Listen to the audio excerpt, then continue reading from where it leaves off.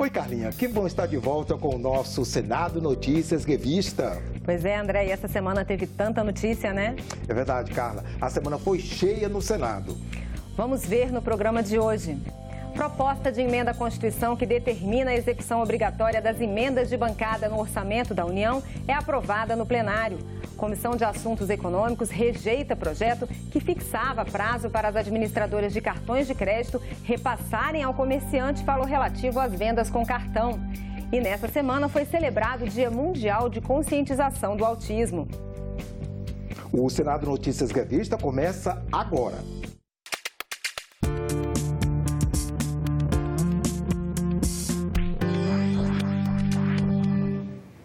Foi aprovada no plenário do Senado a proposta de emenda à Constituição que determina a execução obrigatória das emendas de bancada no orçamento da União. O texto é o substitutivo do senador Esperidião Amin, apresentado e votado pela manhã na Comissão de Constituição e Justiça. No plenário, por acordo de líderes, foi dispensado o prazo constitucional de 5 dias úteis para a votação entre o primeiro e o segundo turno. Como já acontece com as emendas individuais, o texto da proposta estabelece que as emendas feitas em conjunto por parlamentares para custear obras em seus estados também serão de execução obrigatória. A PEC do orçamento impositivo vai voltar para a análise dos deputados, já que sofreu mudanças no Senado em acordo com o presidente da Câmara e com técnicos do governo.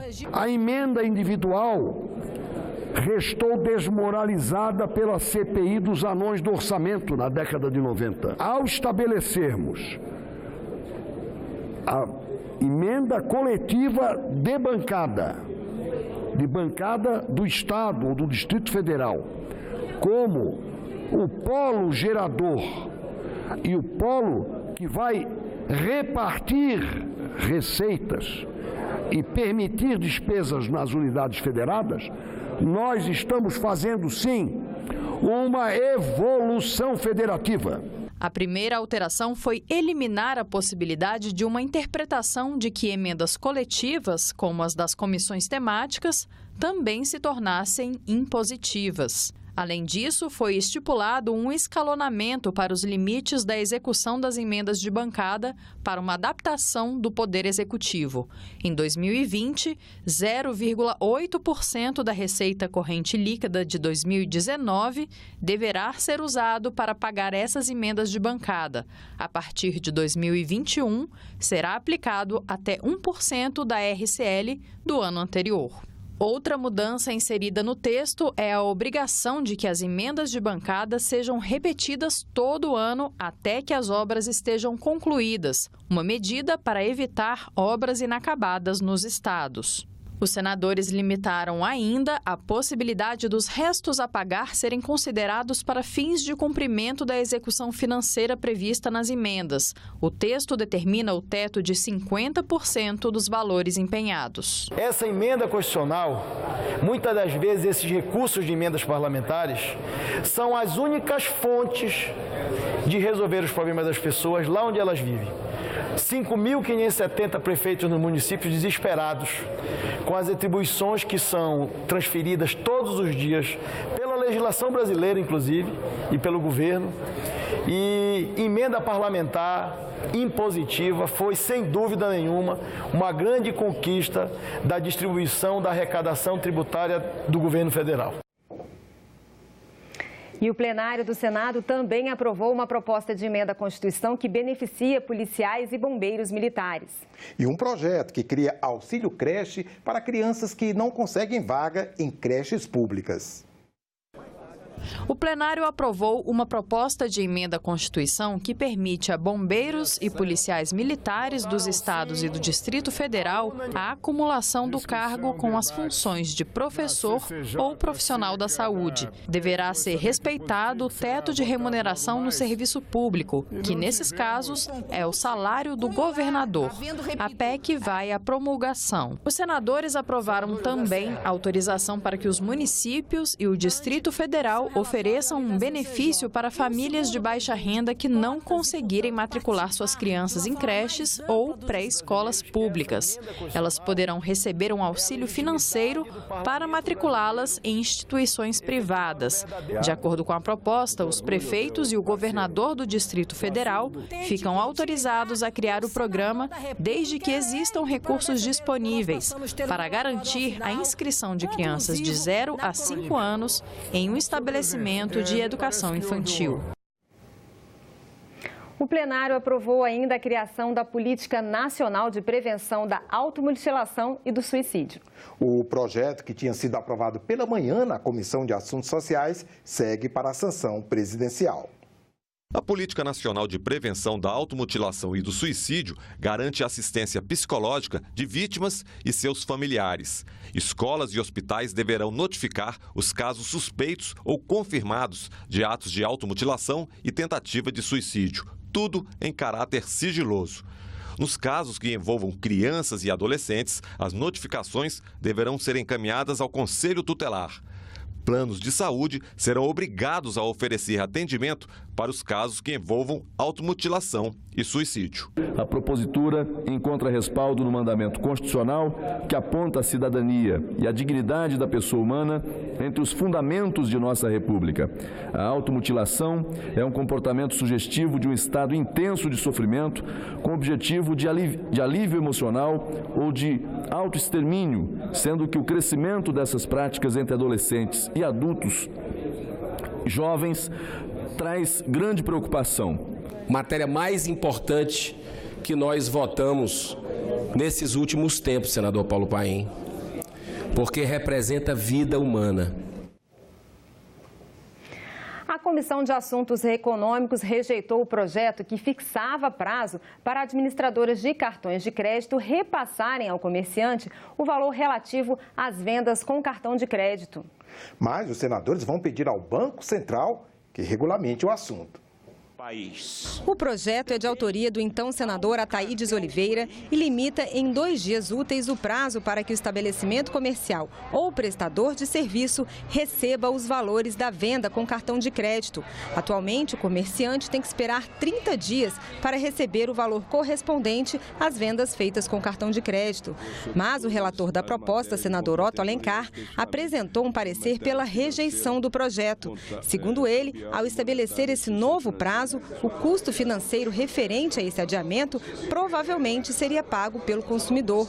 As instituições financeiras passariam a cobrar tarifas ou juros nas compras com cartão de crédito entre a data da transação comercial e a data da fatura. A proposta surgiu como resultado da CPI dos cartões de crédito, realizada no Senado em 2018. Os senadores rejeitaram o projeto, mas aprovaram uma moção para que o Banco Central ou o Conselho Monetário Nacional disciplinem os prazos de ressarcimento dos pagamentos feitos com cartões aos estabelecimentos comerciais ou prestadores de serviço. Cabe ao Banco Central baixar uma resolução que possa fazer com que o consumidor não seja prejudicado e com que o lojista, que gera emprego, que corre o risco do seu capital para poder abrir o seu negócio, não seja penalizado. E aquele que faz a atividade meio, que é do financiamento, no caso o cartão de crédito, não penalize nem o seu usuário ou seu cliente, muito menos o empresário, o microempresário, etc., que muitas vezes é obrigado a circunvar diante disso. André, vamos conferir o que aconteceu no Senado durante a semana? Isso mesmo, Carlinha. A Agência Senado noticiou tudo o que rolou de importante por aqui. Vamos conferir agora no nosso Giro de Notícias. Isso, na segunda-feira, foi destaque a homenagem do Senado às vítimas do rompimento da barragem de rejeitos tóxicos da mineradora Vale, em Brumadinho, na região metropolitana de Belo Horizonte.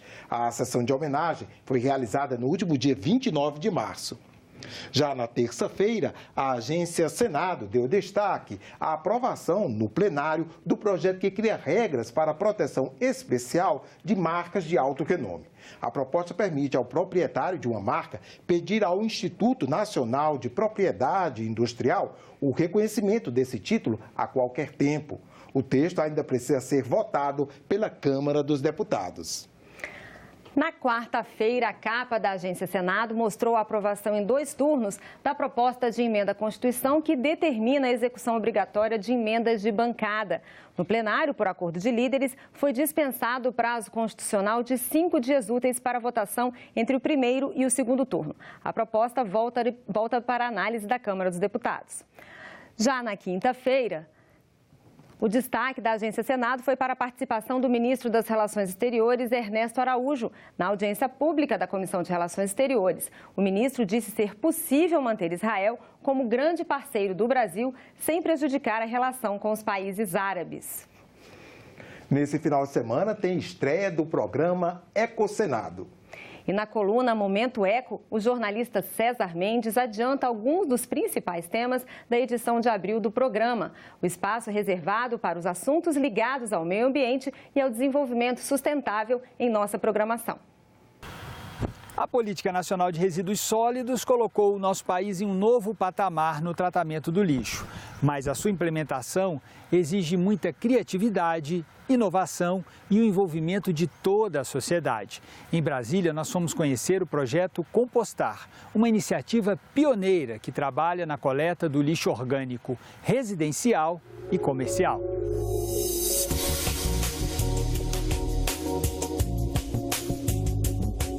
Diariamente, Alana sai em busca de resíduos orgânicos em estabelecimentos comerciais e residências. Olá, meninas. Olá, Marta. Olá, Alana. Tudo bem? Tudo bom. Marta, o que você traz para a Alana? Eu trago os resíduos orgânicos que eu armazenei durante a semana. E vai armazenar mais? Vou armazenar mais para ela coletar na próxima semana. Que tipo de resíduo você coloca? Casca de ovo, borra de café, casca de legumes, de frutas, sementes, tudo que é compostável, que ela orienta, que eu posso colocar, eu coloco nesse baldinho. Fomos conhecer o pátio do projeto Compostar, onde os resíduos são transformados em adubo orgânico. O processo da compostagem é um processo natural de decomposição de matéria orgânica. O que a gente faz aqui é controlar o ambiente para que a gente consiga ter isso da maneira mais eficiente e mais rápida possível. Então, uma das maneiras é fazendo a proporção carbono-nitrogênio. Aqui a gente tem uma pilha de material seco, matéria seca triturada, que a gente utiliza para misturar com os resíduos orgânicos que vêm das residências e dos restaurantes de Brasília. Na edição de abril do Ecosenado, nós mostramos também que a tragédia do rompimento da barragem de rejeitos minerais da Vale, em Brumadinho, Minas Gerais, continua mobilizando os senadores. Várias comissões temáticas do Senado vêm discutindo o tema da segurança de barragens sob diferentes pontos de vista. E a CPI de Brumadinho já iniciou os trabalhos, com a missão de apontar, num prazo de 180 dias, os responsáveis pela tragédia.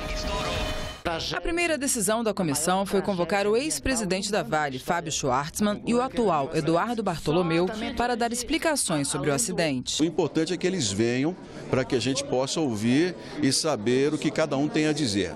O programa Ecosenado vai ao ar no sábado e no domingo, às 9 da manhã e às 4 da tarde. Já o Momento Eco volta na semana que vem, aqui no Senado Notícias Revista. Tchau! O abuso de autoridade é uma preocupação antiga. Desde 1965, o agente público que extrapola as suas funções está sujeito à punição. Mas será que a legislação em vigor continua atual? Pois é, Carlinha. Quem viola as regras do jogo tem sido devidamente responsabilizado? Parlamentares acham que não. Por isso, querem novas regras e penas mais duras. As cenas de pessoas sendo levadas pela polícia para depor tornaram-se comuns. Não à toa, a condução coercitiva entrou para o dicionário do brasileiro e foi incluída em um projeto que altera a lei de abuso de autoridade. Pela proposta em debate no Congresso, se o investigado não tiver sido intimado previamente, a pena para o agente é a prisão de 1 a 4 anos mais multa. Existe um clamor de um certo setor da sociedade que espera que a polícia seja a limpeza étnica e social que vai acalmar o seu sentimento de insegurança social. Então, o abuso de autoridade, desde que não seja comigo, ele é bem-vindo. A proposta traz outras novidades. É o caso da chamada prisão manifestamente ilegal. Nós teremos aí uma situação de extrema insegurança para o juiz criminal, na medida em que o projeto de lei não diz o que é essa prisão manifestamente ilegal. Isso ficará ao sabor das interpretações. O projeto considera ainda que é abuso de autoridade filmar investigado para que ele seja exposto a vexame e impedir sem justa causa a entrevista reservada do preso com um advogado. As penas incluem indenização, perda do cargo e até detenção por 4 anos. Hoje, as punições para juízes que cometem infrações, por exemplo, são vistas como privilégios. Eles são aposentados ou perdem o cargo. A garantia da vitaliciedade, que é estabelecida na Constituição Federal, ela tem um contexto histórico que justifica, que é a necessidade de se assegurar a independência do juiz. Ela serve para que o juiz possa decidir contra interesses de pessoas poderosas e em favor da sociedade. Seja com gente rica, seja com gente pobre, seja com político, seja com empresário, seja com trabalhador, o abuso de autoridade é inadmissível, né? A autoridade está ali para ser o garante da lei. A lei sobre o abuso de autoridade e o projeto que pretende atualizá-la protegem todos os cidadãos contra os excessos da polícia, da justiça, do legislativo ou do executivo. Mas essa proteção tornou-se polêmica porque algumas pessoas veem relação com as prisões da Operação Lava Jato. Esse é o tema da nossa coluna Lá e Cá desta semana. Executivo, Legislativo, Judiciário. A Constituição do Brasil prevê harmonia e independência entre os poderes, mas acontecem atritos. Em março, o Judiciário prendeu o ex-chefe do Executivo, Michel Temer, e soltou 4 dias depois. No Legislativo, isso reacendeu a discussão sobre o projeto contra abuso de autoridade, que foi aprovado há 2 anos pelo Senado e que aguarda votação na Câmara. Nesta edição da coluna Lá e Cá, os argumentos ficam com os senadores Márcio Bittar e Álvaro Dias. O Senado aprovou o projeto em abril de 2017 por 54 votos favoráveis e 19 contrários, depois que foram retirados pontos que poderiam intimidar juízes e investigadores. Por que ainda há resistências? Todos os poderes são feitos por homens e mulheres. Portanto, o Congresso falha, o Judiciário também. Então, todos aqueles que, investido de poder, cometerem abuso, ou que você entenda que seja abuso, você passa a ter o direito de entrar com uma ação contra essa pessoa, contra essa autoridade. O cronograma deveria ser outro. Primeiramente, a legislação anticrime, antiviolência e anticorrupção, e depois poderíamos debater, sim, uma legislação moderna sobre abuso de autoridade. A lei vigente sobre abuso de autoridade é de 1965 e prevê multa ou detenção de 10 dias a 6 meses. O projeto aumenta as penas para de 3 meses a 5 anos de prisão. Quais serão os resultados dessas mudanças para o Brasil? A Constituição ela é clara, ela diz excepcionalmente como você pode ser preso preventivamente. Existem casos no Brasil que as pessoas estão passando 1 ano, até 2 anos presos, privados de sua liberdade, sem um processo. Eu não discuto a necessidade de modernizarmos a legislação, não só em relação a abuso de autoridade. A realidade social é dinâmica e há mudanças que exigem avanços na legislação. O projeto contra abuso de autoridade tem a ver com a Operação Lava Jato? Veja, eu sou favorável à Operação Lava Jato, eu fui um dos brasileiros sem mandato à época que fui para a rua. Tenho a maior admiração pelo Moro. Eu entendo que o que ele deseja está em sintonia com o que nós queremos, que é coibir abuso de autoridade. Não há dúvida de que o povo brasileiro pensa exatamente que esta proposta tem por objetivo atemorizar, amordaçar aqueles que operam no âmbito da Operação Lava Jato. A consulta pública promovida pelo Senado registrou 277 mil votos contrários ao projeto e 4 mil votos a favor. Por que essa discordância entre a opinião da população e a aprovação dos senadores? Quantas vezes ao longo da história a maioria da opinião pública esteve equivocada? Você começa pela Bíblia.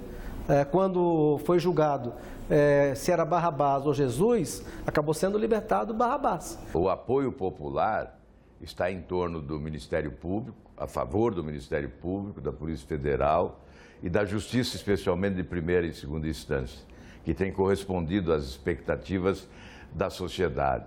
Então, colocar em discussão o abuso de autoridade, a impressão que ficava, a imagem que passava para a população é de que se estava colocando uma pedra no caminho da Operação Lava Jato. Essa semana, no dia 2 de abril, foi celebrado o Dia Mundial de Conscientização do Autismo. Uma data que foi instituída para chamar a atenção para um transtorno neurológico que causa uma desordem no desenvolvimento cerebral e ainda gera muito preconceito. Autismo é um espectro. Não existem dois autistas iguais. Pessoas com autismo não mentem, não julgam, não fazem jogos mentais. Talvez possamos aprender alguma coisa com elas. Do lado de fora, olhando para dentro, você nunca poderá entendê-lo. Do lado de dentro, olhando para fora, você jamais conseguirá explicá-lo.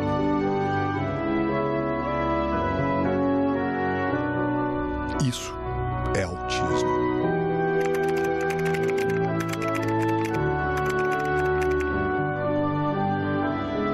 O autismo é parte do que é a criança. Tá? Ele não define a criança em si. O autismo faz parte do que ela é, mas não o que ela é em si. O autista é capaz de aprender qualquer coisa. Por isso, ensina-me de várias maneiras, porque eu sou capaz de aprender.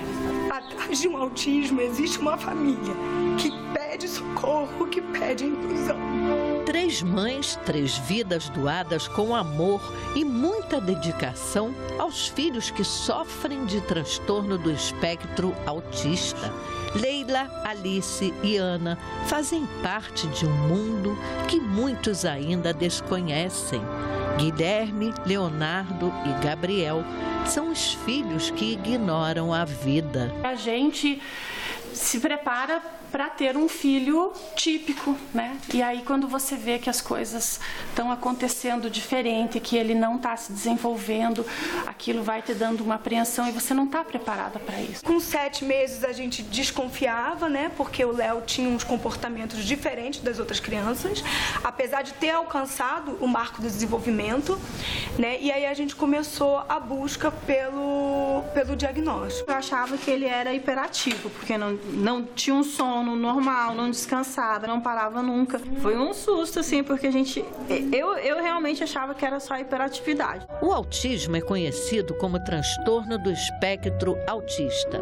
A criança apresenta problemas na fala, dificuldade em fazer amigos, de expressar emoções, entre outros. Todos precisam de uma equipe multidisciplinar para ajudar no desenvolvimento. Com as terapias, ele aprendeu a falar que está com fome, que quer ir ao banheiro, que quer ir à praia, ele já sabe. O comportamento dele impede ele a muita coisa, né? Então, assim, ele tem as crises que a gente diz de birra, né? Muito exageradas, né? Difícil de conter. Ele estava numa classe de inclusão, né? Que a gente chama de integração inversa dentro da Secretaria de Educação, que eles colocam como integração inversa, mas nós tivemos muita dificuldade com esse processo dele. Ele já sempre esteve na inclusão. A gente teve muita dificuldade esse ano com um professor que não sabe como lidar com eles. O Senado está com um projeto criando um centro específico para tratar autismo, a exemplo dos CAPs. O que você acha dessa proposta? Excelente, porque os CAPs, a gente tem toda uma interação de outras outras pessoas com transtornos mentais, álcool e drogas, que é no caso que os autistas são atendidos nos CAPs de álcool e drogas. Ou seja, são crianças com uma vulnerabilidade enorme. É muito importante. Realmente eu espero que seja aprovado, porque os autistas, eles precisam de um olhar específico para eles.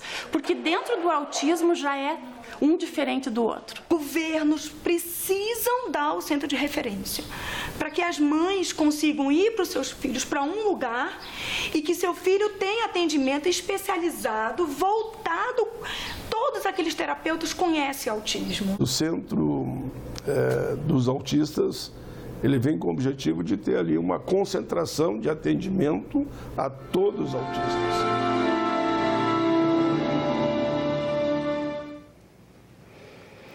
O primeiro monarca europeu a visitar o Brasil foi o rei da Bélgica, Alberto I, em 1920. Ele trouxe uma tela como presente ao Parlamento brasileiro. E você vai conhecer a obra agora, no quadro Coleção Senado.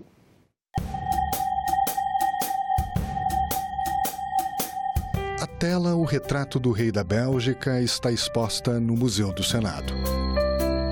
A pintura mostra Alberto I em trajes militares. Na Primeira Guerra Mundial, o rei assumiu o comando do exército da Bélgica para defender o país da invasão alemã. A obra foi um presente do parlamento belga ao Congresso Nacional, quando da visita do rei Alberto e sua família ao Brasil em 1920. Alberto foi o primeiro monarca europeu a visitar o país. Foi recebido com festa nas ruas do Rio de Janeiro. Aclamado como herói e chamado de o Rei Soldado, o Congresso Nacional concedeu a ele o título de cidadão brasileiro. A tela foi pintada no mesmo ano da visita, 1920, em óleo sobre tela, pelo artista belga Jacques Madiot. A moldura, em madeira entalhada com detalhes florais, é folheada a ouro.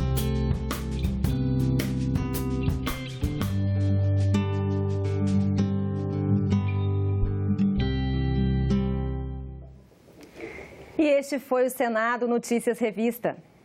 Você pode rever as reportagens desta edição na nossa página na internet, senado.leg.br/tv.